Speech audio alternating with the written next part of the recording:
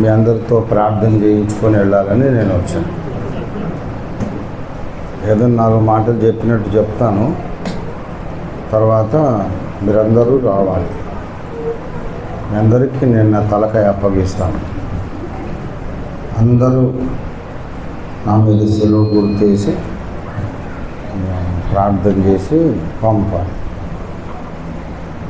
మధ్యాహ్నం వరకు నేను ప్రార్థన చేసే కూటము, ఇప్పుడేమో మీరు నా కొరకు ప్రార్థన చేసే కూటం.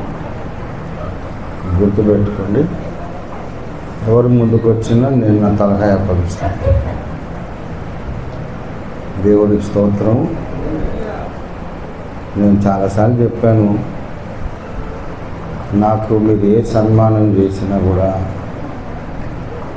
ఏదో మీ తృప్తిగా చేస్తారు, కానీ అది అంత ప్రయోజనకరం కాదు. ఎందుకంటే మీరందరూ నా పిల్లలు, నా శిష్యులు, సేవలో నా సహచరులు, సహకారులు అందరూ కలిసి నాకు భూప్రపంచములో ఏ దైవజనుడికి ఎవరూ చేయలేనంత గొప్ప సన్మానం ఇదివరకే చేసేసారు. ఇప్పుడు మీరు ఏది చేసినా అది చాలా చిన్నది, చాలా చిన్నది. నా శిష్యులు నా పట్ల చూపిన ప్రేమ ఈ 40 సంవత్సరాలు ప్రపంచమంతా నాకు ఎదురయ్యారు. నా మీద విష ప్రచారం, విద్వేష ప్రచారం చేశారు. ఎవరు ఎన్ని చెప్పినా సరే మా నాన్నగారు ఏంట్రా మీరు ఆయన పేరెత్తడానికి యోగ్యులు కాదు, నోరు మోయంగా అని ప్రపంచాన్ని గురించి నా పిల్లలు నన్ను ఆర్థికంగా సపోర్ట్ చేశారు, ప్రార్థనలో సపోర్ట్ చేశారు, మాలో సపోర్ట్ ఇచ్చారు. ఇవాళ నేను 8 ప్రణాళిక గ్రంథాలు తెలుగులో రాసి 3వ గ్రంథం ఇంగ్లీష్లో ప్రచురించడం అనేది మీ అందరి సమైక్య విజయం, కలెక్టివ్ సక్సెస్. అసలు అమెరికాలో ఉన్నోళ్ళు అదిరిపోయారు. ఓఫీర్ గారంటే వాళ్ళ శిష్యులకు అంత పిచ్చి ఏంటండి? ఇంతమంది వద్దంటున్నా మంచోడు కాదు, దుర్బోధకుడు, అసత్య బోధకుడు అని ఇంతమందిని పెద్ద పెద్ద తిమింగిలాలు, పెద్ద పెద్ద సంస్థలకు అధిపతులు 1000 కోట్లు మా దగ్గర ఉన్నాయి. ఇంతమంది మీ ఓఫీర్ గారిని వెంబడించొద్దని చెప్పినా సరే, అయినా సరే మా ప్రాణమైన ఆయన కొరకు ఇస్తామని ఆయన శిష్యులు ఏంటి అంత పిచ్చిగా వెంబడిస్తారు అని అమెరికాలో ఉన్న బోధకుడు కూడా ఆశ్చర్యపోయి ఒక రూమర్ క్రియేట్ చేశారు, వదంతి. ఓఫీర్ గారికి వశీకరణ విద్య తెలుసు, ఆయన మంత్రగాడు, అందరినీ మంత్రాలు చేసి ఆకట్టుకుంటాడు. ప్రచారం సీరియస్గా, ఊరికి జోక్గా చెప్పట్లా, ఒకళ్ళకొకళ్ళు ఫోన్లు చేసుకొని చెప్పుకున్నారు, ఇంటర్నెట్లో కూడా పెట్టారు. ప్రసాద్ కూడా అలాగే అనుకున్నాడు. అయితే వెరీ సింపుల్ లాజిక్ ఏంటంటే, నాకే వశీకరణ మంత్రాలు తెలిస్తే అది నా శత్రువుల మీద ప్రయోగిస్తాను, కానీ నా పిల్లల మీద ప్రయోగిస్తాను. ఆల్రెడీ నేనంటే ప్రాణం పెట్టేంత ప్రేమతో ఉన్న పిల్లల మీద వశీకరణ ఎందుకు?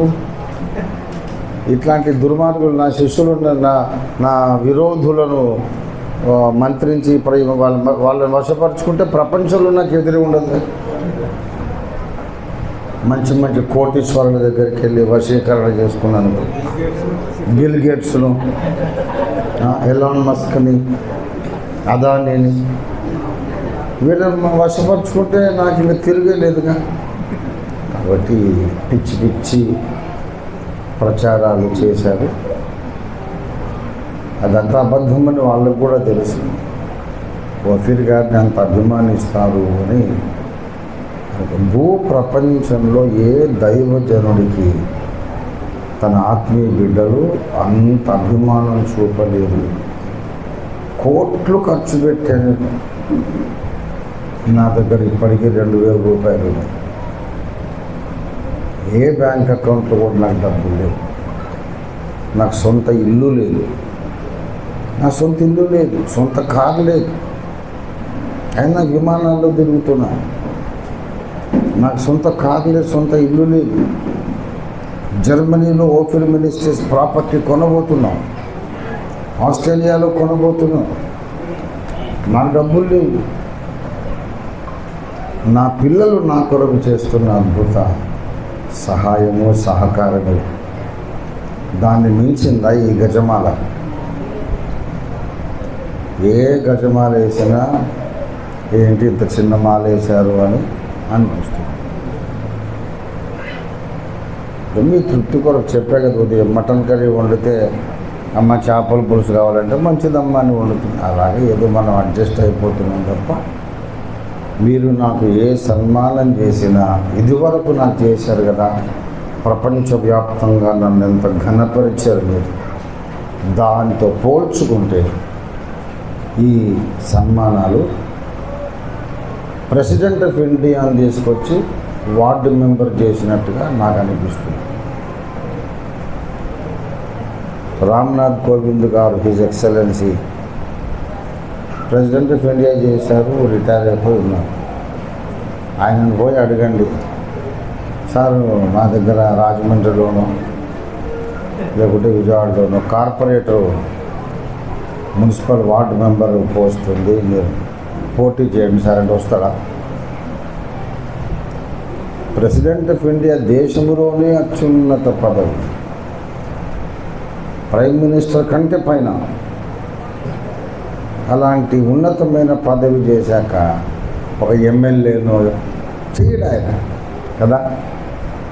అలాగే మీరు ఇంతకుముందు నన్ను ప్రపంచానికి రాజుని చేసేశారు. ఆ తర్వాత ఇప్పుడు మళ్ళీ నన్ను వార్డు మెంబర్ చేయకండి అని నేను చెప్తున్నాను. ఆ ఘనత అట్లా ఉంచండి. నాదేముందండి, మీరు నా పిల్లలు 1000 దండలు వేసినా వేయించుకుంటా సరదా. నేను ఎప్పుడైనా ఇంట్లో ఉంటే నా చిన్న చిన్న మనవలు మనవరాళ్ళు ఆ మీదకి ఎక్కి నన్ను తొక్కుతారు, నా మీద తొక్కుతారు, నా భుజాల మీదకి ఎక్కుతారు, నేను నెత్తి మీదకి ఎక్కించుకుంటాను. మనవలు మనవరాళ్ళకు ఉన్నటువంటి పవర్ అది. ప్రపంచానికి రాజైనా సరే మనవడు వచ్చేసి ఒళ్ళో కూర్చొని మూతి మీసాలు బీగుతాడు, ముక్కులు పెడుతాడు, ఏదో చేస్తాడు వాడు.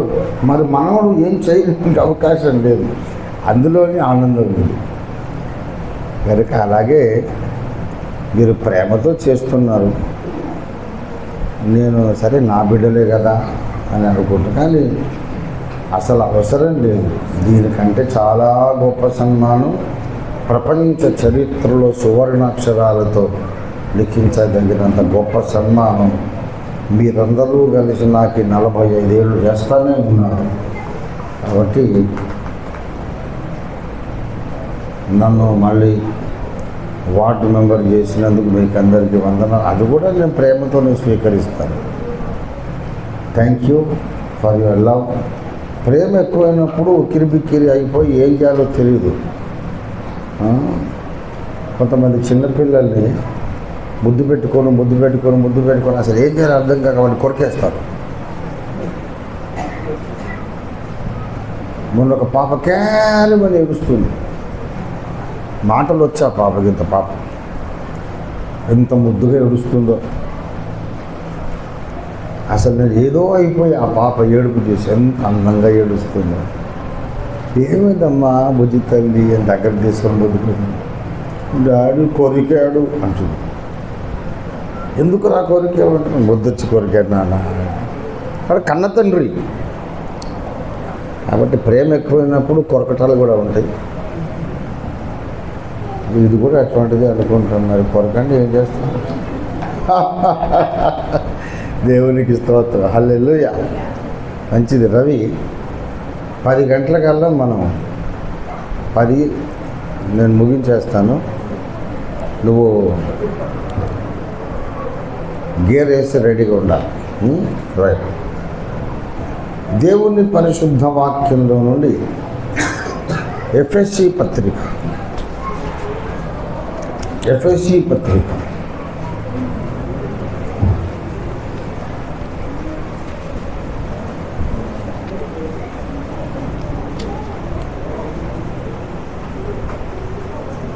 2:22 చదువుకుందాం. ఆయనలో మీరు కూడా ఆత్మమూలముగా దేవునికి నివాస స్థలమై ఉండుటకు కట్టబడుచున్నారు. దేవునికి మహిమ కలుగునుగాక. ప్రార్థన చేసుకుందామా. మిక్కిలి ప్రేమామయుడవైన ప్రేమ స్వరూపుడవు, ప్రేమాభరితుడవు, అనంత ప్రేమకు వ్యక్తి రూపమైన యేసయ్యా నీకు వందనాలు చెల్లిస్తున్నా. ప్రభా, 2 దినాలు అగాపే కుటుంబ సభ కొరకు నీకు వందనాలు. నరసీపట్నంలో అద్భుత రీతిగా మీరు నాతో మాట్లాడడానికి కుమారుడు అశోక్ కుటుంబం ద్వారా స్థానిక నాయకులందరినీ కూడా మీరు ప్రేరేపించి ఈ చక్కనైన నామకరణం కేపీటీఆర్ ప్రసాద్ ద్వారా పెట్టించి అందరినీ ఏక మనస్సుతో సమకూర్చి ఈ 2 దినాలు మాతో మాట్లాడుతూ వచ్చిన విధానం కొరకు నీకు స్తోత్రం ప్రభా. మేము లేచి తిరిగి మా ఇళ్ళకు వెళ్ళక ముందు ఒక్కసారి నాతో మాతో అందరితో మాట్లాడమని, అత్యవసర వర్తమానం ఏదో మీరే బయలుపరచమని యేసు పరిశుద్ధ నామములో స్తుతించి ప్రార్థిస్తున్నాం తండ్రి, ఆమేన్. ప్రభునందు ప్రియులారా, ఈవేళ ఒక most vital message, very very important message మీతో షేర్ చేస్తాను. ఒక 10 నిమిషాల్లో ముగించేస్తాను. ఎఫెసీ పత్రికలో అకంప్లిష్డ్ ఫ్యాక్ట్స్, దేవుడు మన జీవితంలో చేసినటువంటి కార్యాలు భూతకాలములో. భూతకాలం అంటే భవించిన కాలము. భవించిన అంటే సంభవించిన. భవించిన ముందు సాకు 0 పెడితే సంభవించిన. సంభవించిన అంటే పుట్టిన. సంభవం అంటే పుట్టిన. పుట్టిన అంటే జరిగిపోయిన. సంభూతుడు, ఆది సంభూతుడు అని అంటే మొట్టమొదట సంభవించిన వాడు. గనక భూతము అంటే భవించినది, సంభవించినది, జరిగిపోయినది. భూతకాలం అంటే పాస్ట్ టెన్స్, గతకాలం అని అర్థం. భూతకాలం అంటే జరిగిపోయిన కాలం. దేవుడు మనలో చేసినటువంటి కార్యాలు భూతకాలంలో కొన్ని చెప్పాడు. అవేంటంటే 2:8 మీరు విశ్వాసము ద్వారా కృపచేతనే రక్షింపబడి ఉన్నారు. 2వ అధ్యాయము 1 నుండి ఆయన మిమ్మల్ని ప్రేమ చేత బ్రతికించాను, మిమ్మల్ని లేవనెత్తి క్రీస్తుతో కూడా కూర్చుండబెట్టాను. ఇవన్నీ అయిపోయింది. ఆయన రక్షించేశాడు, మృతులలో నుండి లేవనెత్తాడు, ఉన్నత లోకంలో కూర్చుండబెట్టాడు. ఇది అకంప్లిష్డ్ ఫ్యాక్ట్స్ అంటారు. జరిగిపోయిన కార్యాలు చేసేసాడు. ఇంకా దాన్ని ఎవడు మార్చలేడు. కొన్ని జరుగుతున్న ప్రజెంట్ కంటిన్యూస్, వర్తమాన కాలంలో కంటిన్యూగా జరుగుతున్న విషయాలు కొన్ని ఉన్నాయి. ఇప్పుడు జరుగుతున్న విషయాలు ఇలా జరుగుతున్నాయి, మనం ఇలా చేస్తున్నాం. మనం ఇలాగా నడుచుకుంటున్నాం, ఈ అనుభవాలు పొందుతున్నాం అని ఏదైతే జరుగుతున్నదో దానిని చెబుతున్నాడు. ఇవి గమనించాలి, ఆజ్ఞలు కాదు, ఆబ్జర్వేషన్స్. ఆజ్ఞలు కాదు, ఆజ్ఞలు కూడా ఉన్నాయి. పురుషులారా మీ భార్యని ప్రేమించండి. ప్రేమించుచున్నాము అంటలేదు, అందరూ ప్రేమించట్లేదుగా. స్త్రీలారా మీ స్వపురుషులకు లోబడి ఉండుడి అన్నాడు, కానీ స్త్రీలందరూ లోబడుచున్నారు అనడం లేదే. కొందరు లోబడతారు, కొందరు లోబడడం లేదు. అవి జనరల్గా జరుగుతున్న విషయాలు కాదు. పిల్లలారా మీ తల్లిదండ్రులకు లోబడి ఉండండి. తల్లిదండ్రులారా మీ పిల్లల్ని ప్రభు యొక్క శిక్షలోను బోధలోను పెంచండి. దాసులారా మీ యజమానులకు లోబడి ఉండండి. ఇవి ఆజ్ఞలు. దాసులు లోబడుచున్నారు, భార్యలు భర్తలు లోబడుచున్నారు, భర్తలందరూ ప్రేమించుచున్నారు అని చెప్పడం లేదు. అలా చెప్తే అబద్ధమని. ప్రేమించే భర్తలు ఉన్నారు, ప్రేమించని భర్తలు ఉన్నారు, లోబడే భార్యలు ఉన్నారు, లోబడని భార్యలు ఉన్నారు. కమాండ్మెంట్స్ ఇచ్చాడు. కానీ ప్రజెంట్ కంటిన్యూస్లో వర్తమానంలో జరుగుతున్న విషయాలు ఏవైతే ఉన్నాయో అవి ఆబ్జర్వేషన్స్ అన్నమాట. అంటే ఇలా జరుగుతుంది అని జరుగుతున్న సంగతి చెబుతారు. ఫర్ ఎగ్జాంపుల్, మనందరము ఊపిరి పీల్చుచున్నాము. ఇది నిజమా కాదా? మీరందరూ ఊపిరి పీల్చమని ఆజ్ఞాపించుచున్నాను అని అంటే నువ్వేంద్ర ఆజ్ఞాపించుతాము? మేము పీల్చకపోతే చెప్పడానికి నువ్వు ఉండవు, వినటానికి మేము ఉండవు. అవునా కదా? మనమందరము ముప్పూట భోజనము చేయుచున్నాం అంటే చేయకుండా ఎవడు ఉంటుండదు. నువ్వు ఇంకో గంట సేపు ఇలాగే మాట్లాడితే మేము ఒక అడుగు బయటికి వెళ్ళి తినేసి వెళ్ళొస్తాం. ఏ పాటు తప్పినా పాటు తప్పదు. కాబట్టి ఊపిరి పీల్చుచున్నాము, భోజనము చేయుచున్నాము, అవన్నీ చెప్పాల్సిన విషయాలు అవి ఎట్లాగో జరిగిపోతాయి.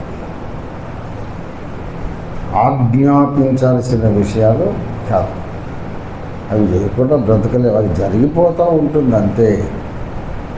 అలాగే క్రైస్తవులమైన మనము కొన్ని అనుభవాల గుండా దాటి వెళ్ళుచున్నాము. అందులో కొన్ని విషయాలు గమనించాలి. మనలో జరుగుచున్న విషయాలు, ఇదొక టైటిల్ పెట్టుకోవచ్చు. లేక మనము నడుచుచున్న మార్గం, మనం వేయుచున్న అడుగులు, అనివార్యంగా విశ్వాసులందరిలోనూ జరుగుతున్న అనుభవాలు. మనం ఏమేం చేస్తున్నామో చెబుతున్నాడు. మొట్టమొదటి విషయం, మీరు కట్టబడుచున్నారు. మనం ఏం చేస్తున్నామట? అది కాదు, ఇంకా కట్టబడుడి కాదు. ఎప్పుడైతే మీరు నమ్మి బాప్తిస్మం పొంది, ఎప్పుడైతే నీటి మూలముగా ఆత్మ మూలముగా జన్మించి ఒక స్థానిక సంఘంలో సభ్యులుగా ఉన్నారో, ఆదివారం వస్తున్నారు, ప్రభుకు కానుకలు సమర్పించుకుంటున్నారు, వాక్యోపదేశం వింటున్నారు, మీకు తెలియకుండా మీరు ఇంటి వలె కట్టబడుతూ ఉన్నారు. పరిశుద్ధాత్మ దేవుడే కడుతున్నారు. ఎవరు కడుతున్నారు మిమ్మల్ని? ఆత్మ మూలముగా. అక్కడుంది, పద సమాజ కూటానికి పద అని ప్రేరేపించేవాడు పరిశుద్ధాత్మ దేవుడు. వచ్చి కూర్చున్నాక మనకు కావలసిన వర్తమానం అందించేవాడు పరిశుద్ధాత్మ దేవుడు. అర్థమయ్యేటట్టు చేసి తీర్మానం కలిగించి మనం ఇంటికి వెళ్ళేసరికి మళ్ళీ వచ్చే ఆదివారం వచ్చేసరికి 4 వరుసలు ఇటుక రాళ్ళు ఇంకా పైకి పెట్టినట్టుగా ఇల్లు రోజు రోజుకి కట్టబడినట్టుగా మనందరం ఏం చేస్తున్నాం? కట్టబడుచున్నాం. అలాగే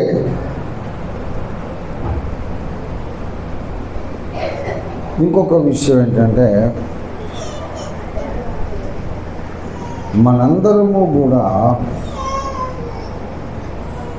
ఇంకో పని చేస్తున్నాం ఏంటంటే, మనము సంపూర్ణ సిద్ధిలోనికి మనం సాగిపోతూ ఉన్నాము. 13వ వచనం, పరిశుద్ధులు సంపూర్ణులగునట్లు ఆయన 5 రకముల సేవకులను నియమించినాడు.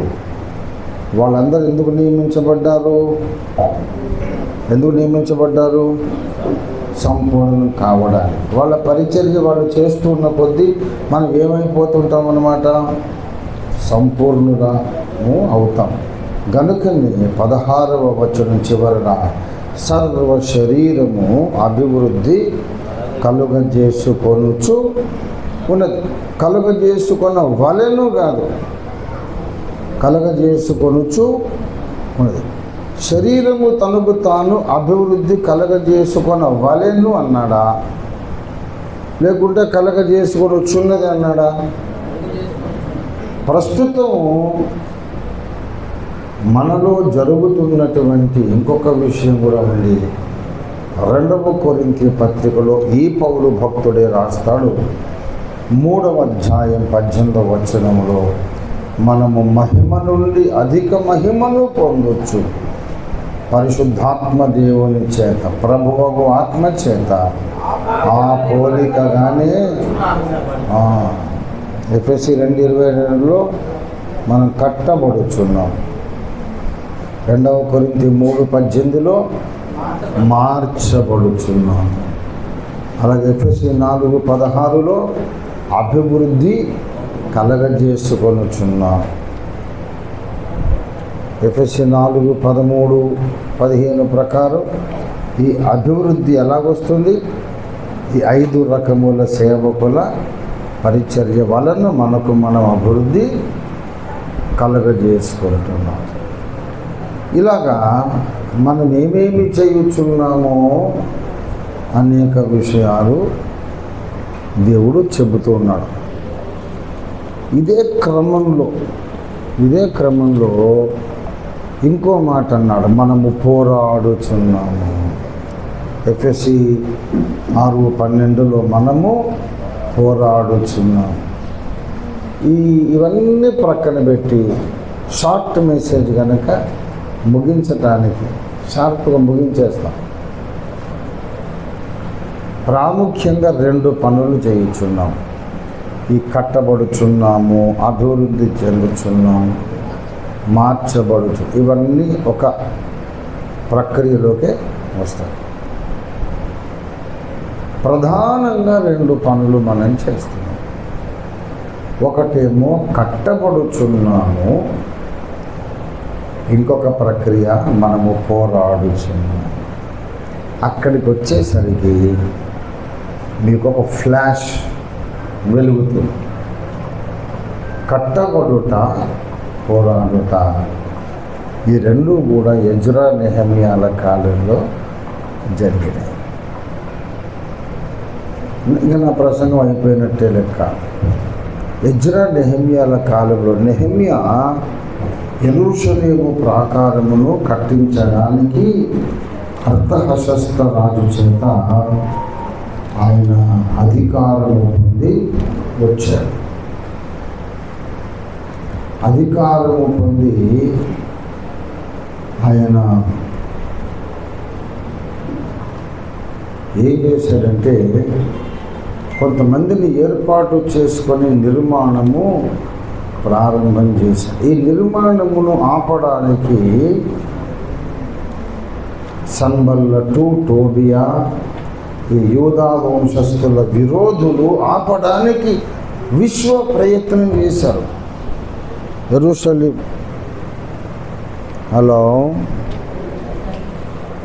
యెరూషలేము కట్టుట సన్బల్లటు, టోబియాకు ఇష్టము లేదు. వారు యూదా వంశస్థుల విరోధులు. వీళ్ళు వాళ్ళ ఇల్లు వాళ్ళు కట్టుకుంటున్నారు, వాళ్ళ సిటీ వాళ్ళు కట్టుకుంటున్నారు. వాళ్ళని ఏమో రూపాయి అడగలేదు, వాళ్ళ ఇంట్లోకి వెళ్ళలేదు, వాళ్ళని ఏం కష్టపెట్టలేదు. మా సిటీ మేము కట్టుకుంటున్నాము, రాజుగారి ఆజ్ఞ. రాజుగారి ఆజ్ఞను బట్టి, రాజుగారి ఇచ్చిన సహాయాన్ని బట్టి మా పితరులు సమాధులు ఉండే మా సొంత స్థలం మేము కట్టుకుంటున్నాం. కానీ ఇది ఇష్టం లేని వాళ్ళు కొందరు ఉన్నారు. మనం ఎవరిని ఒక రూపాయి అడగకపోయినా, ఎవరిని ఏమి బాధ పెట్టకపోయినా, మనంతట మనము పచ్చగా ఉంటే ఇష్టపడని దుర్మార్గులు, నీచులు, నికృష్టులు సమాజంలో ఉంటారు. నేనంటే ఎందుకండి ద్వేషం అంటే వాడి తత్వం అది. నువ్వు నాకేమీ అపకారం చేసి ఉండకపోవచ్చు, కానీ నువ్వు బాగుండడం నేను ఓర్చుకోలేను. నాకు ఇష్టం లేదంతే, ఎందుకంటే నేను నీచుండి కాబట్టి. అది వాడి పాయింట్. యూదులు 70 సంవత్సరాలు చెరలో ఉండి రాజుగారే ఆజ్ఞాపించి వెళ్ళండి రా మీరు మీ సిటీ కట్టుకోండి అంటే కట్టుకుంటుంటే రౌద్రము చూపి మీరు గోడ కట్టేస్తారా, ప్రాకారం కట్టేస్తారా, ఎలా కడతారో చూస్తాం అని ముందు ఎగతాళి చేశారు. అధికారులకు లంచాలు ఇచ్చారు. ఈ గోడ కట్టడం ఆపడానికి ప్రయత్నం చేశారు. కొంతవరకు ఆపగలిగారు కూడా. అలాంటప్పుడు నెహెమ్యా ఏం చేశాడంటే, గోడ కట్టడం ఆపకూడదు, కానీ గోడ కట్టడం అనేది కొనసాగాలంటే సమాంతరంగా, సిమల్టేనియస్గా, ఏకకాలంలో మనం ఆయుధము చేపట్టి యుద్ధం కూడా ఆత్మరక్షణార్థం చేపట్టాలి. నెహెమ్యా 4వ అధ్యాయంలో 8వ వచనం 7 నుండి సన్బల్లటు, టోబియాయు, అరబీయులను, అమ్మోనీయులు, అష్డోదీయులు యెరూషలేము యొక్క గోడలు కట్టబడిననియు బీటలన్నీ కప్పబడిననియు విన్నప్పుడు మిగుల కోపపడి యెరూషలేము మీదికి యుద్ధమునకు వచ్చి పని ఆటంకపరచవలెనని వారందరూ కట్టుకట్టి మమ్మను కలతపరచగా మేము మా దేవునికి ప్రార్థన చేసి వారి భయము చేత రాత్రి మగళ్ళు కావలి ఉంచితిమి.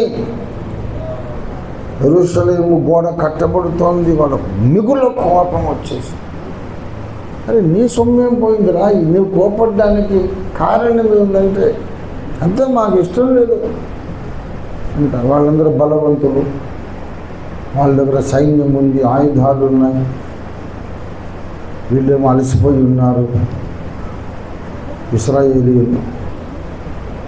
కాబట్టి యుద్ధానికే వచ్చేసారట. యుద్ధానికి వచ్చి పని ఆటంకపరచవలనని ఉండగా ఒక రాత్రి కట్టిన గోడ కూలగొట్టేస్తామని రాత్రి మగళ్ళు కావలి కాస్తా ఉన్నారు ఇశ్రాయేలీయులు. ఆ తర్వాత నెహెమ్యా ఒక తీర్మానం చేశాడు. అదేమిటంటే, మరి 14 అంతటా నేను లేచి చూచి ప్రధానులతోనూ అధికారులతోనూ 4:14 నెహెమ్యా జనులతోనూ వారికి మీరు భయపడకుడి, మహాఘనుడు భయంకరుడునగు యెహోవాను జ్ఞాపకం చేసుకొని మీ సహోదరుల పక్షముగాను, మీ కుమారుల పక్షముగాను, మీ కుమార్తెల పక్షముగాను, మీ భార్యల పక్షంగాను మీ నివాసము మీకుండునట్లు యుద్ధము చేయుడి అంతే. వాళ్ళకెవడో వేగులవాడు ఒప్పందించాడు. అమ్మ వాళ్ళందరూ మేల్కొన్నారు, యుద్ధానికి సిద్ధపడ్డారు, ఇప్పుడు మనం ఏం చేయలేమని వాళ్ళు తెలుసుకున్నారు. 15వ వచనం, వారి యోచన మాకు తెలియబడిననియు దేవుడు దాన్ని వ్యర్థము చేసిననియు మా శత్రువులు సమాచారం విన్నారు. ఇంకా ఆగిపోయారు, తాత్కాలికంగా ఆగిపోయారు. మాలో ప్రతివాడును తన పనికి గోడ దగ్గరకు వచ్చారు. అయితే అప్పటి నుండి నా పని వారిలో సగము మంది పని చేయుచు వచ్చింది, గోడ కట్టుచు వచ్చింది, సగం మంది ఏమో ఈటలు, బల్లెములు, విండ్లను, కవచములను ధరించి ఏం చేస్తున్నారు? నిలిచిరి. ఈటెలు, బల్లెములు, విండ్లను, కవచములు ధరించి ఆయా ఇంటి వారి వెనుక నిలిచిరి. గోడ కట్టేవాళ్ళు కూడా, బరువులు మోయువారు, బరువులు ఎత్తువారును ఒక్కొక్కరు ఒక చేతితో పని చేసి, ఒక చేతితో ఎంత కష్టమో ఆలోచించండి. ఏమండి, ఒక చేతితో కత్తి పట్టుకున్నాడు, విల్లు పట్టుకున్నాడు, ఈట పట్టుకున్నాడు, బల్లెం పట్టుకున్నాడు. ఇంకొకడు రాయి పెడుతుంటే దాని మీద మాల్ కలిపేస్తున్నాడు, తాపి పెడుతున్నాడు. సరిగ్గా కడుతూనే ఇంకో చేత్తో ఏముంది? ఆయుధము. చాలా కష్టం కదా.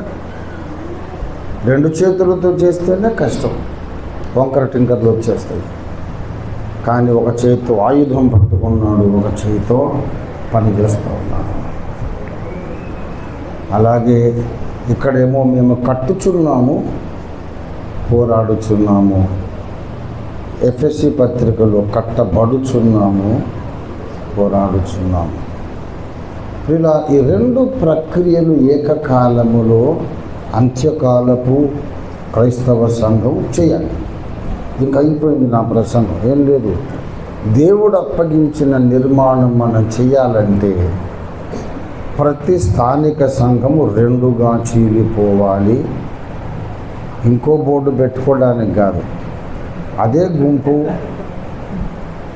అదే కప్పు కింద ఉంటారు, కలిసి ఆరాధించుకుంటారు, కలిసే ప్రభు పనులలో పాల్గొంటారు. కానీ పనులు 2గా విభజించుకోవాలి. కొందరు సువార్త ప్రకటించడానికి, ఊర్లోకి వెళ్ళడానికి, సత్యాన్ని స్థాపించడానికి, out reach out with the gospel and with the truth. వెళ్ళిపోవాలి, ఆత్మలు సంపాదించాలి, సంఘాలు కట్టాలి. ఏం చేసినా సరే ఇంకొక బృందం ఉండాలి, యుద్ధ సన్నద్ధులైన ఒక బృందం ఉండాలి. ఇప్పుడు మనం ఏ ఆయుధం చేపడదని చెప్పండి? క్రైస్తవులకు ఆయుధాలు ఉన్నాయా? ఈ కత్తిని ఒరలో పెట్టు పేతురు. కత్తి పట్టుకున్న వాళ్ళందరూ కత్తి చేతనే నశిస్తారని చెప్పాడు యేసయ్య. క్రైస్తవుడు ఎన్నడూ కూడా ఆయుధం చేపట్టడు, కానీ ఆ కత్తుల కంటే మహాబలమైన ప్రార్థన ఖడ్గాన్ని చేపడతాడు. కత్తి చేయలేని పని ప్రార్థన చేస్తుంది. దేవుని స్తోత్రం కలిగిన హిజ్కియా కాలములో ఒక్క బాణము ప్రయోగించకుండా, ఒక కత్తి లేపకుండా, ఏ కత్తికి నెత్తురు అంటకుండా హిజ్కియా మోకరించి ప్రార్థన చేశాడు. దేవుడు పైనుండి ఒక దూతను పంపించాడు.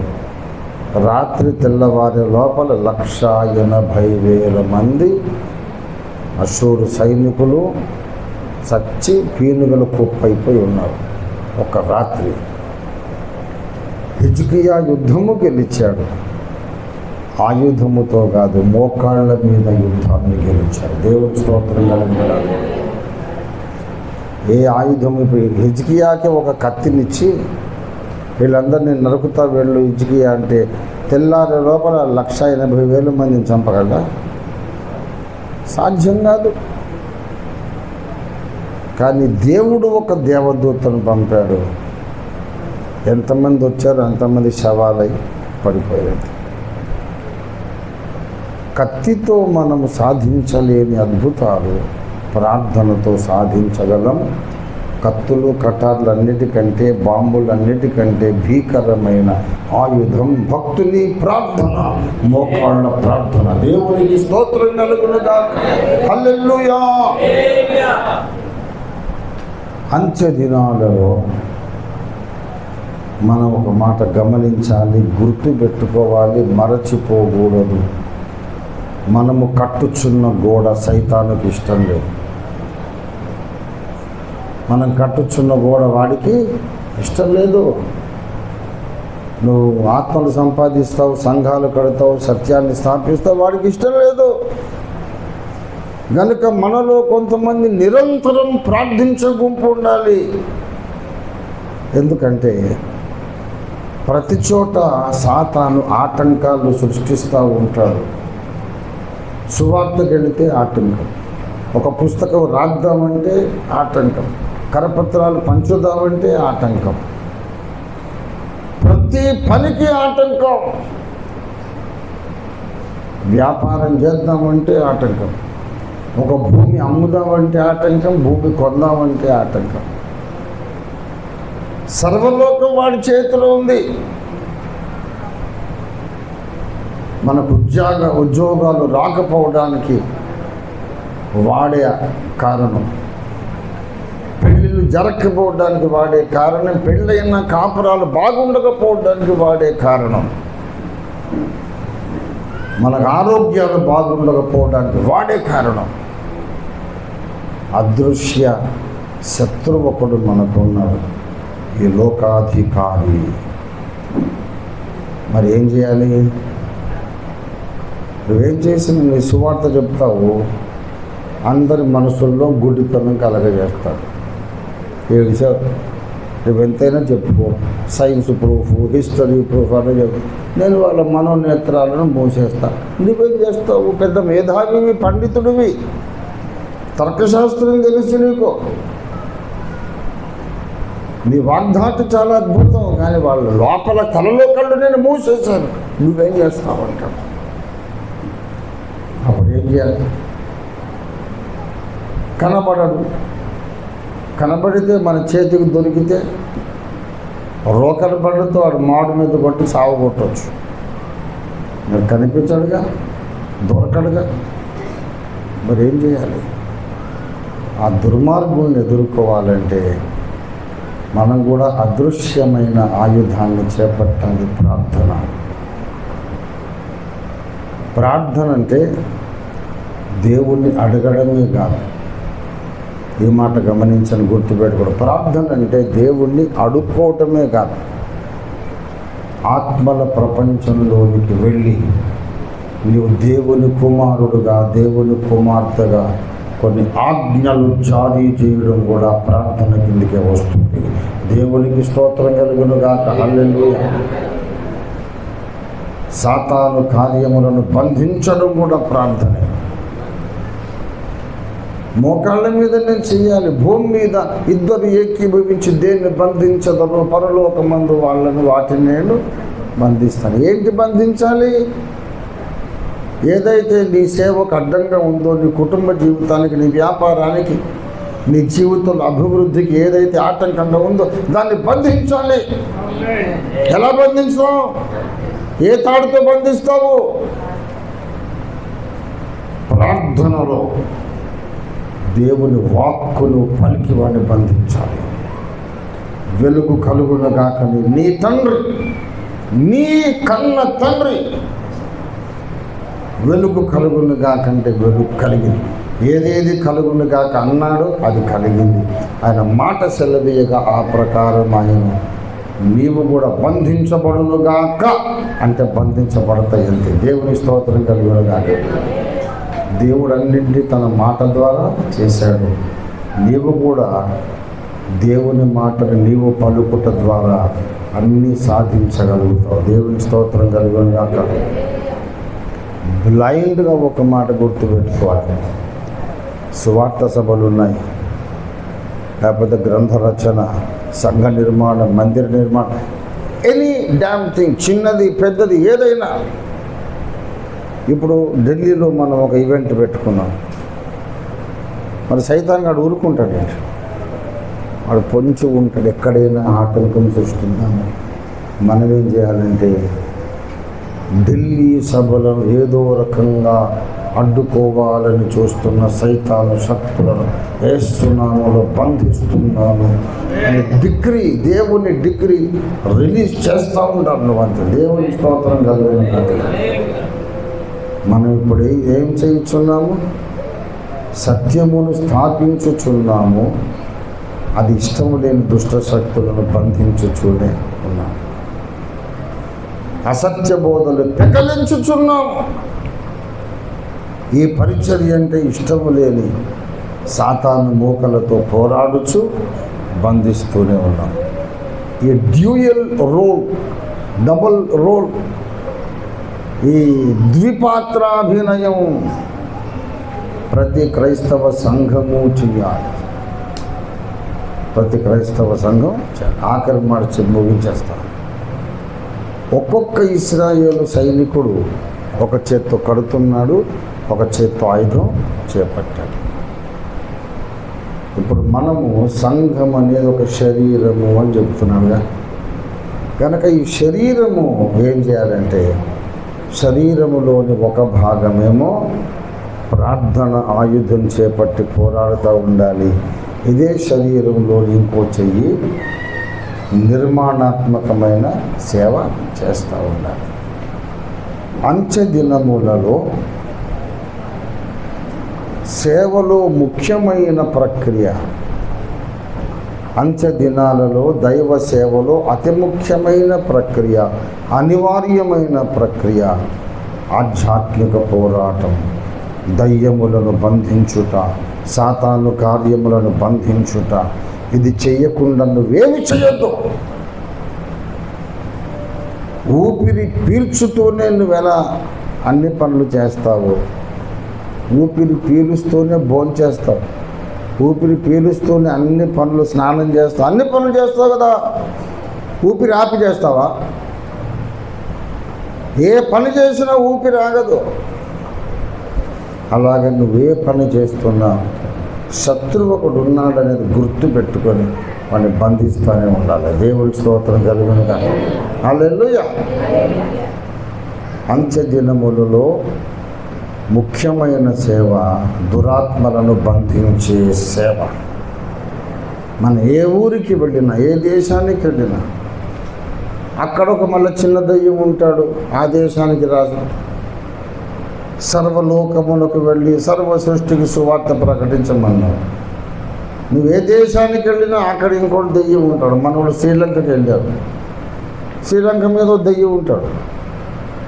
ఢిల్లీకి వెళ్ళి ఢిల్లీ మీద దెయ్యం ఉంటాడు. మరి ఏం చేయాలి? వాడిని బంధించడమే. కానీ కాన్షియస్గా మన పూర్తి స్పృహలో, జ్ఞానముతో, గ్రహింపుతో మన మనోనేత్రాల దృష్టి వాడి మీద పెట్టాలి. ఒక చిన్న దర్శనం చెప్పి ముగిస్తాను. ఈ మధ్య వచ్చింది నా స్వప్న దర్శనం. ఒక చక్కటి ఇల్లు ఉందండి, చక్కటి కాలనీ ఉంది. ఎంత తీర్చిదిద్దినట్టుందంటే చక్కగా దగ్గర సందులు సందులు గొంతులుగా ఉందని. ఒక ఇద్దరు మనుషులు నడిచేటంత చిన్న గ్యాప్, అవే రోడ్లు, వాహనాలు వెళ్ళవు, మనిషే నడిచిపోవాలి. కానీ ఇటు గోడలు పైన కప్పు నీట్గా ప్లాస్టరింగ్ చేసి ఎంత చక్కగా ఉన్నాయో చెప్పలేను. నేను ఆ నగరంలో తిరుగుతూ ఉన్నాను. నా వెనుక ఒక దుర్మార్గుడు భీకరాకారముతో నా వెనుక వచ్చి నన్ను కొట్టి చంపాలని ఒక ఆయుధం పట్టుకొని తిరుగుతున్నారు. ఈ మధ్య అంటే ఒక సంవత్సరం అయింది వచ్చి.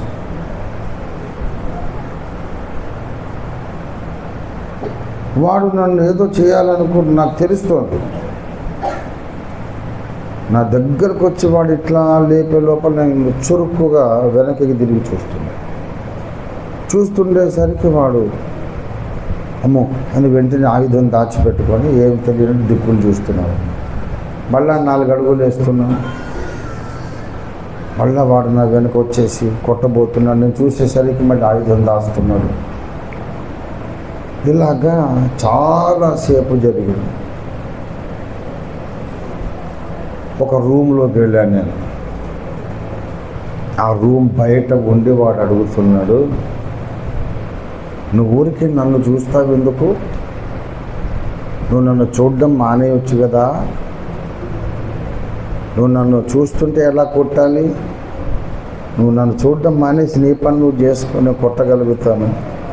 ఊరికి వెనక్కి చూస్తావు ఎందుకు? నీ దారిని వెళ్ళు.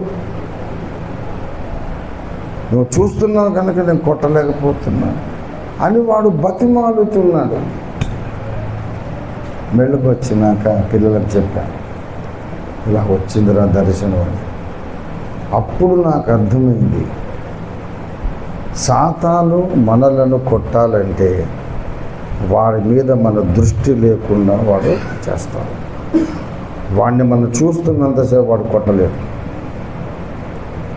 కనుక మనందరము నేనున్నాను, దేవుడున్నాడు, దేవుడు అప్పగించిన పనుంది అని మాత్రమే కాకుండా నా శత్రువు ఒకడున్నాడు అని వాడి మీద కూడా దృష్టి పెడుతున్నంతసేపు వాడు ఏమీ చేయలేని అసమర్థుడైపోతాడు. దేవునికి స్తోత్రం కలుగును గాక. హల్లెలూయా. ఒక కన్నేయండి వాడి మీద, ఒక కన్నేసి పెట్టండి, పనులు చెయ్యండి, ప్రార్థన చెయ్యండి, ఒక కన్నేసి పెట్టండి. నీ చూపు వాడిని ఆపేస్తుంది. దేవునికి స్తోత్రం కలుగును గాక. హల్లెలూయా. ఈ మెళుకువ కలిగి మనం పని చేస్తే దేవుడు అప్పగించిన పని కొద్ది రోజుల్లో మనం ముగించేసేయచ్చు. ముమ్మరంగా ఇప్పుడు ప్రపంచవ్యాప్తంగా దేవుని పని జరుగుతూ ఉంది. మనం ఇలాగా నెహెమ్యా కాలంలో ఉన్నటువంటి ఇశ్రాయేలు ప్రజలలాగా అంతా మనం ఒక శరీరమే కదా. ఇందులో కొన్ని చేతులేమో ఆయుధం చేపట్టాలి, ప్రార్థన ఆయుధం. 24 గంటలు ప్రేయర్ టీం ఉంటానే ఉండాలి. కనికరించకుండా కొడుతూనే ఉండాలి, వాడిని చూస్తూనే ఉండాలి. ఇంకా వాడు ఏం చేయలేడు, పని చేసేవాళ్ళు చేస్తూనే ఉండాలి. ఈ రీతిగా పరస్పర సహకారంతో సంఘ కన్యక శరీరంలో కొన్ని చేతులేమో పోరాటం చేయాలి, కొన్ని చేతులేమో దేవుడు అప్పగించిన నిర్మాణం పూర్తి చేయాలి. ఈ లోపల కడుబూరం రోగుతుంది, మధ్యాకాశానికి వెళ్ళిపోతాం. బల నమ్మకమైన మంచి సైనికులారా అని మెప్పు పొందుతాం. దేవుడు మనకు అటువంటి అద్భుతమైన కృపను జ్ఞానమును దయచేయగాక. రండి ప్రార్థన చేసుకుందాం. ప్రార్థన. అందరము 2 చేతులెత్తి ప్రభువును స్తుతించుకుందాం. హల్లెలూయా, హల్లెలూయా, హల్లెలూయా, హల్లెలూయా, హల్లెలూయా, హల్లెలూయా. ఓ సర్వశక్తి గల మిక్కిలి గొప్ప దేవా, నీకే వందనములు స్వామి, నీకు వందనములు స్వామి. శ్రీకారాధరవ సబురధరమరికరధరవసి కుందల బబరి ఆదరవ హుంకరీధర బరరు కాందలవి ఆదరవరస హాలిధర బబరి అదరవ హుంకరీధర బరరి ఆకర బరసు కందలవ హుంగరీ గరాధర బర హుంకరీధర బర సందరవి ఆదరవరస. పరిశుద్ధ ప్రభువా, నీకు వందనాలు, వందనాలు.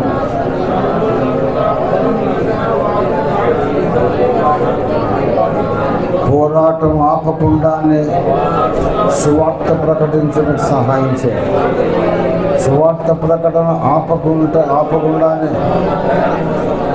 ప్రార్థనాయుధముతో పోరాడడానికి సహాయం చేయాలి. ప్రభువా, మేము కట్టబడుచూనే పోరాడడానికి సహాయం చేయాలి, పోరాడుచూనే కట్టబడడానికి సహాయం చేయాలి. శిఖరధర బర హుందలద వారి ఆది కరీరాసి కాందల శ్రీందర బరీదరు హుందరి కరాందల దిగారసు.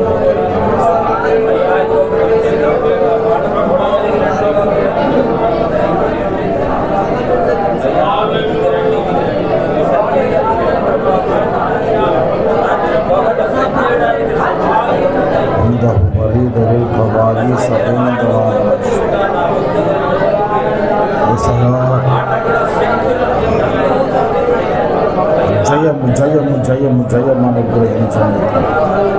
మీ సంఘమునకు జయము, సంస్కర్తలకు జయము, ప్రార్థించే వారికి జయము. ఖడ్గము చేకూని రాళ్ళు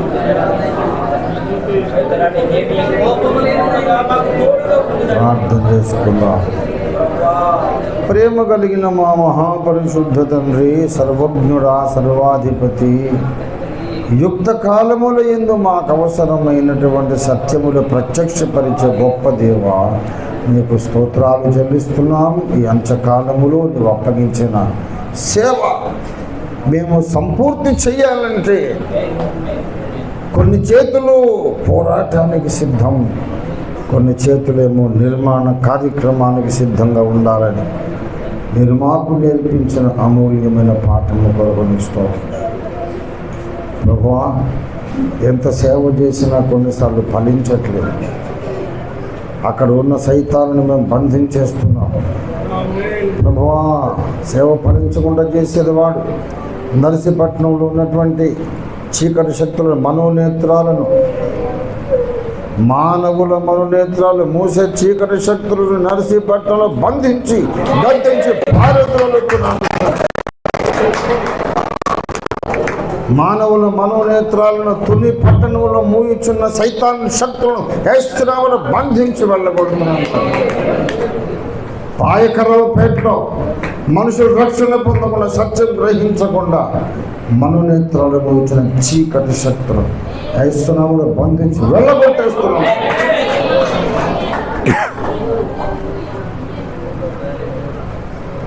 కాశ్మీర్ టు కన్యాకుమారి, భారతదేశం అంతటిలో దేవుని సత్యం కళ్ళ ముందే కనబడుతున్నా కూడా ప్రజలు చూడలేక మూర్ఖించడానికి కారణమైన చీకటి శక్తులన్నిటి యేసు రక్తపు ప్రభావంతో కాల్చివేస్తున్నాం సార్. వాడు కట్టిన గంటలు వేస్తున్నామల్లో కాల్చేస్తున్నాం సార్. 150 కోట్ల మంది భారతీయుల కనులు తెరవబడును గాక. యేసు నామములో, యేసు నామములో, యేసు నామములో, యేసు నామములో, యేసు నామములో, యేసు నామములో మనోనేత్రాల గంటలు కాలిపోగును గాక. పరిశుద్ధ ప్రభు, నీ కార్యముల మీద ఆసక్తి కలిగి ముందుకు సాగుతున్న మీ దాసులకు యేసయ్యా, ప్రయాణాలలో యాక్సిడెంట్ కలిగించాలని చూస్తున్న నీచమైన క్షుద్ర శక్తులు వేస్తున్నామని బంధించేస్తున్నాం. క్రైస్తవ కుటుంబాలను చీల్చి కూల్చివేయడానికి ప్రయత్నం చేస్తున్నాం చీకటి శక్తులు. నజరేయుడగు యేసును అనంత శక్తితో దైవనామను బంధించి వేస్తున్నాము. మా పిల్లలకు చదువు మీద ఇంట్రెస్ట్ లేకుండా చేస్తున్నా సకల చీకటి శక్తులను యేసునామములో బంధించేస్తున్నాం. దైవ సేవకుల కుటుంబాలను, దైవ సేవకుల పిల్లలను, సేవాశక్తి గల భక్తి పరులను అప్పుల ఊబిలో ముంచేస్తున్న సైతాను శక్తులను యేసునామములో బంధించేస్తున్నాం. మా ప్రభువా, మాకు శాంతి లేకుండా చేస్తున్న, మూగ వేదన కలిగిస్తున్న చీకటి శత్రువులు యేసునామములో బంధించి పారిపోమని ఆజ్ఞాపిస్తున్నాం. నిద్ర లేవగానే మూగ వేదన, ఎందుకో తెలియని వేదన, ఆ వేదనతోనే లేస్తున్నారు కోట్ల మంది మీ పిల్లలు. ఎవరికి చెప్పుకోలేని పరిస్థితి, కారణం తెలియని మూగ వేదనతో ఏండ్ల తరబడి విశ్వాసులు బాధపడుతున్నారు. ఈ వేదన కలిగిస్తున్న చీకటి శక్తులు యేసునామములో బంధించి గద్దించి పాతాళలోకాన్ని విసిరి కొట్టి సమాధి చేస్తున్నారు. ఇంకా కనిపించేటట్లు, కనబడకుండా, మాకు తెలిసేటట్లు, మాకు తెలియకుండా ఎన్ని రకాల ఆయుధాలను ఆ దుష్టుడు, దుర్మార్గుడు, నీచుడైన ఆది మహాఘట సర్పం వాడి సేనలు మా మీద ప్రయోగిస్తున్నాయో అవన్నీ యేసు రక్తముతో కాల్చి పారవేస్తున్నాయి. యేసయ్యా, వాడి శక్తులన్నీ కలిసి వచ్చిన కల్వరి సిల్వలో నీవు కార్చిన అద్భుత దైవ రక్తంలో ఒక్క రక్తపు చుక్కకు అవి సమానంగా అవుతాయి. నీ ఒక్క రక్తపు చుక్క చాలు చీకటి సామ్రాజ్యం అంతా కాల్చివేయడానికి. అనంత శక్తి సంపన్నుడిగా దిగిరండి, దిగిరండి. హల్లెలూయా, దిగిరండి, దిగిరండి.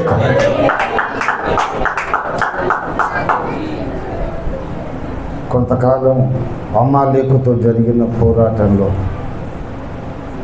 అప్పుడప్పుడు అమాలేకులే పై చేయిగా మారింది. మోషే చేతులెత్తగా యెహోషువ ఇశ్రాయేలు సేనలు పై చేయి అయిపోయింది. ఇంతకాలం మేము చూసాం, మా శత్రువులదే పై చేయిగా కనబడిందయ్యా.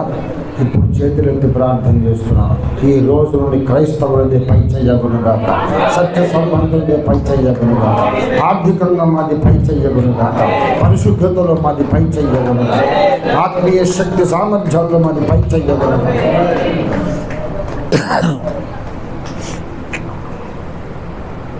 అట్లు యెహోషువ కత్తివాడి చేత అమాలేకుని గెలిచెను. ఇవాళ చేతులెత్తి ప్రార్థిస్తూ మేము సైతాన్ని గెలవబోతున్నాం. నీకు వందనాలు, వందనాలు. చేతులెత్తి ప్రార్థిస్తూ మేము గోడ కట్టబోతున్నాం, సంఘాలు కట్టబోతున్నాం, అసత్య బోధలు పెకలించబోతున్నాం. ఇంకా వాడేమీ చేయలేడు. మా చేతిలో ఆయుధం ఉన్నది. నీకు వందనాలు.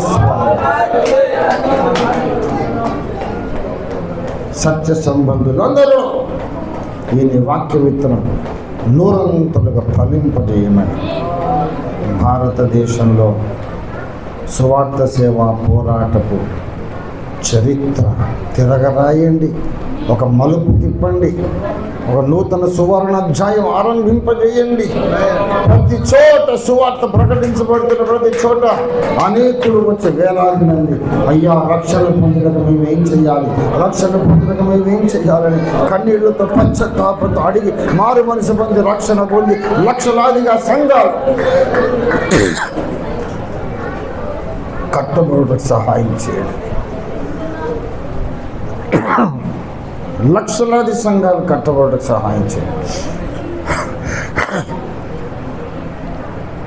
ప్రస్తుత ప్రభుత్వం అధికారంలోకి వచ్చాక వేల సంస్థలతో FCNR నెంబర్ క్యాన్సిల్ చేశారు. అమెరికా డబ్బు కానీ వేరే విదేశ డబ్బులు రాకుండా ఆపారు. డబ్బులు ఆపేసాం కదా క్రైస్తవ్యంగా వ్యాపించదనుకుంటున్నారు మూర్ఖులు. డబ్బులు వచ్చిన రోజుల కంటే ఈ రోజుల్లో 1,00,000 రెట్లు ఎక్కువ ఆత్మల సంపాదన జరిగి ఇంతకాలము వ్యాపించింది డబ్బుతో కాదు, పరిశుద్ధాత్మ శక్తితోనని సువార్త విరోధులు ఒక్కరోజు సాగిల పడినట్టుగా కార్యం జరిగించండి. కాందరబరి పురి సందరబర ఉదరీకరాందరబర వ్యాధరబర ఖరీదరబర కాందర సువార్తకు వ్యతిరేకంగా చేస్తున్న తప్పుడు ప్రచారాలు, నీచమైన అబద్ధ ప్రచారాలు, డబ్బులిచ్చి మారుస్తున్నారని, బెదిరించి మారుస్తున్నారని, కుక్క వల్లే మొరుగుచ్చు వాడు దేశం చుట్టూ తిరుగుతున్నారు. బైబిల్లో ఉన్న మాట మేము ప్రార్థనలో పలుకుతున్నాం. కుక్కలాగా అరుస్తూ అబద్ధాలు ప్రచారం చేస్తున్నటువంటి వాళ్ళ అబద్ధ ప్రచారాలు ఈ రాత్రి యేసు రక్త అగ్నితో కాల్చివేస్తున్నారు. వాళ్ళ బంధువులు, వాళ్ళ సంస్థలోని వాళ్ళే ఈ ప్రచారకర్తలను గద్దించి నోళ్ళు పోయించి డబ్బులు ఆగిపోయినాయి. ఎవరెవరిని బెదిరించారు? ఇది దేవుని శక్తి, డబ్బు శక్తి కాదు, దేవుని శక్తితో సత్య సువార్త వ్యాపిస్తోందని వాళ్ళలో వాళ్ళే గ్రహించుకొని రక్షణ బోధులకు సహాయం చేయండి. పరిశుద్ధ ప్రభువా, గొప్ప కార్యం చేయండి. మమ్మల్ని మా ఇళ్లకు, విశ్రాంతి స్థలాలకు పంపించండి. ఈ రోజు నుండి క్రీస్తు శరీరం ఒక చేత్తో ఖడ్గము చేపోని ఒక చేత్తో రాళ్ళెత్తి కట్టొచ్చు అనుకున్నంతకంటే కొద్ది సంవత్సరాల ముందే నీవు అప్పగించిన పని సంపూర్ణంగా చేసి ముగించి పౌరు భక్తుల్లాగా మంచి పోరాటం పోరాడుతూ నా పరుగును గడముట్టించుకుని ఇక మీదట నాకు నీతి కిరీటం ఉంచబడి ఉన్నది, నా విశ్వాసం కాపాడుకుంటుంది అని చెప్పగలిగే స్థితి ప్రతి సేవకునికి, అభిషిక్త సేవకునికి, సత్య సంబంధికి దయచేయమని యేసు నామములో స్తుతించి ప్రార్థిస్తున్నాం తండ్రి. మన తండ్రి అయిన దేవాది దేవుని శాశ్వత ప్రేమయు సర్వ జగద్రక్షకుడైన యేసునాథుని అనంత కృపయు సత్యస్వరూపియు సర్వసత్యంలోనికి మనందరినీ నడిపించడానికి దిగి వచ్చినటువంటి పరిశుద్ధాత్మ దేవునితోడి వ్యక్తిగత సహవాసము, ఆ దేవుడు అందించే సమయోచిత సహాయం, ప్రార్థనా గదిలో ఆయన మనకు నేర్పించే పోరాట నైపుణ్యం చేరి వచ్చిన మనకందరకు భూలోకమందున్న సకల భక్త కోరిగి పుణ్యాల సదాకాలము తోడయుండి ప్రతి ఒక్కరిని సంపూర్ణ సిద్ధిలోనికి, సేవలో సంపూర్ణ విజయానికి నడిపించును గాక. యేసు రక్తమునికి జయం, ప్రభు యేసు రక్తమునికి జయం, ప్రభు యేసు నామమునకు సంపూర్ణ జయం కలుగును.